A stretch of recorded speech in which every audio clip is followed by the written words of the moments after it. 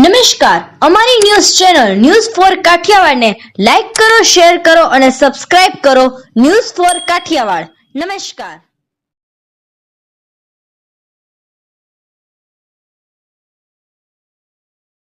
Solve this up! Solve करो हे चुटकी बजाओ आंसर पाओ आंसर करो और स्मार्ट बन जाओ Maths करो या stats करो, जो भी करो स्मार्ट करो. सही तो हे કોંગ્રેસ નેતા હીરા જોટવા દ્વારા અપાઈ પ્રતિક્રિયા. ચૈતર વસાવાના નિવેદન પર આપી સફાઈ. આપ પાર્ટી ભાજપની બી ટીમ.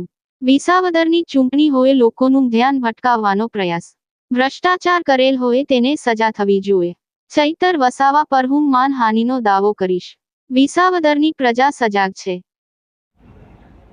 હું હીરાભાઈ જોટવા જાહેર ખુલાસો કરું છું કે હાલ વિસાવદરની ચૂંટણી જાહેર થઈ છે. એવા વખતે આપ પાર્ટીના ચૈતરભાઈ વસાવા બિનજરૂરી એક જલારામ કન્સ્ટ્રક્શનનો હું માલિક છું કે ભાગીદાર છું એવો આક્ષેપ કરે છે, ત્યારે મારે એટલું જ કહેવું છે લોકોને કે ચૂંટણી વિસાવદરની પ્રજા ઉપર મને વિશ્વાસ છે કે કોંગ્રેસને જીતાડવા માટે કટિબદ્ધ થઈ છે. ત્યારે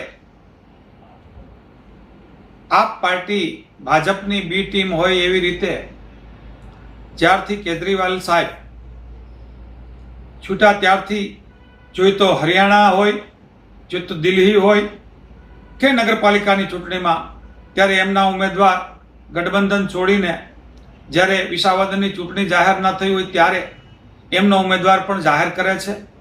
અને ભારતીય જનતા પાર્ટીને નિશાન બનાવવાને બદલે જ્યારે એક મંત્રી ઉપર તપાસ ચાલતી હોય, એની તપાસ કોંગ્રેસે કરાવડાવી હોય, ત્યારે યોગ્ય દિશામાં તપાસ ચાલતી હોય ત્યારે એમની સાથે મારું નામ જોડીને હું એમનો ભાગીદાર છું. લોકોનું ધ્યાન ભટકવા માટેનો મોટો પ્રયાસ કર્યો છે કે જે એમણે સીધે સીધું ભાજપને મદદ કરવાનો ઈશારો કરે છે. કારણ કે મંત્રીશ્રીના દીકરાની ધરપકડ થાય એ વખતે હું કે મારા કોઈ સમર્થકો એમાં હોય તો ચોક્કસપણે ધરપકડ થવી જ જોઈએ અને ઉજાગર થવું જોઈએ. એમ ન થતા જે તપાસને ડાયવર્ટ કરવા માટેનો જે એમણે શ્રેષ્ઠતા કરી, એટલે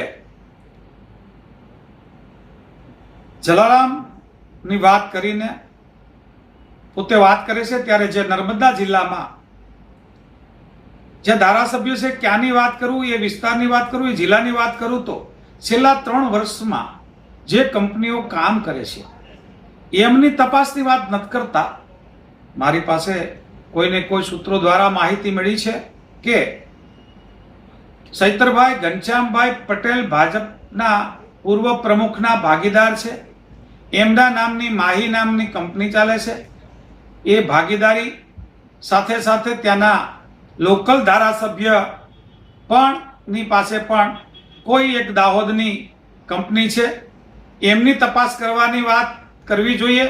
કારણ કે એ કંપનીઓએ જ્યાં કામ કર્યા છે ત્યાં અને એ જિલ્લામાં 3 વર્ષથી કામ થયા ત્યાં ખૂબ ભ્રષ્ટાચાર થયો એવું હું નથી કહેતો, પણ આ પ્રેસના મીડિયા કહે છે કે એક પછી એક ખૂબ મોટું 38 કરોડનું કૌભાંડ આવ્યું એવું લખાઈને આવે મીડિયામાં. અરે આ તપાસ છે એમને પડતી મૂકીને પોતે એ જે ભાગીદાર છે ભારતીય જનતા પાર્ટીના પૂર્વ પ્રમુખની હારે એ વાત છોડીને જ્યારે કોઈની ઉપર આંગળી કરે છે, ત્યારે મારે એમને કહેવું છે કે ભ્રષ્ટાચાર જેને કર્યો હોય એને પકડીને પૂરે, પણ કરોડોનો ભ્રષ્ટાચાર નથી થયો હશે કે નહીં થયો હોય એ કાગળ ઉપર છે, ત્યાંની ઓફિસને ખબર છે. પણ મને એ ખબર છે કે મને જે માનહાનિ પહોંચી છે, મારા એક કોંગ્રેસના સૈનિક તરીકે જે મારું માનહાનિ કર્યું, એનો હું આજે એક સૌથી મોટા ખુલાસો કરું છું કે ગુજરાતમાં ન થયો એવડો ક્લેમ હું ચૈતરભાઈ વસાવા ઉપર કરવા જઈ રહ્યો છું. કરીશ અને એમણે કોર્ટમાં એ પુરાવો આપવાનો છે કે મારી કંપની ક્યાં છે અને હું ક્યાં કોન્ટ્રાક્ટર છું અને ક્યાં ભ્રષ્ટાચાર કરું છું. પણ એ કરે છે, એમની જે વાત છે લોકમુખે, એ 10% કરપ્શન કરે અને એ પણ એની મોડેલ ઓપરેટિવ છે કે અધિકારીઓ પાસેથી પૈસા લે, ડાયરેક્ટ એજન્સીઓ પાસે નહીં. એમના ખુલાસા એ કરે બધાને કે એ રૂપિયા ભ્રષ્ટાચાર કરવાનું છોડી દે અને જે સામાન્ય માણસને કે નાના અધિકારીઓને તતડાવતા જોવા મળે, દબાવતા જોવા મળે, એ વાત એને વ્યાજબી નથી અને એ એમના ગુરુ જેમણે એમને ત્યાર કર્યા એમના ના થાય, એ પ્રજાના શું થવાના, એ વાત પણ એમણે ભૂલવી ન જોઈએ.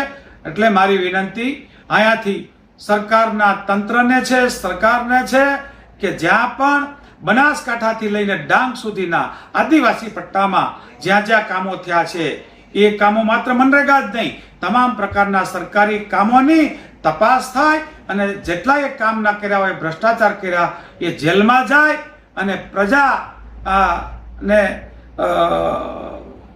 અલગ દિશામાં ન ફેરવીને આજના સમયમાં વિસાવદરની પ્રજા પણ ખૂબ સજાગ છે અને એ હંમેશને માટે અલગ જ વાત કરે છે, અલગ જ માણસને પસંદ કરે છે.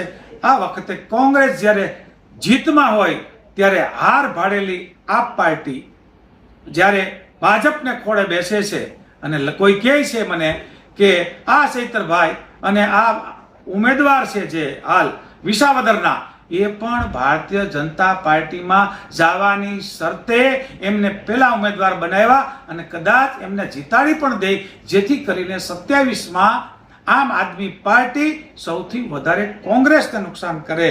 એટલે જ્યારે રાજકીય લડાઈ હોય ત્યારે કોઈની વ્યક્તિગત વાત ના કરે, એના માટેનો હું એમના સામે માનહાનિનો દાવો કરવા પણ જઈ રહ્યો છું. જય હિન્દ, જય ભારત.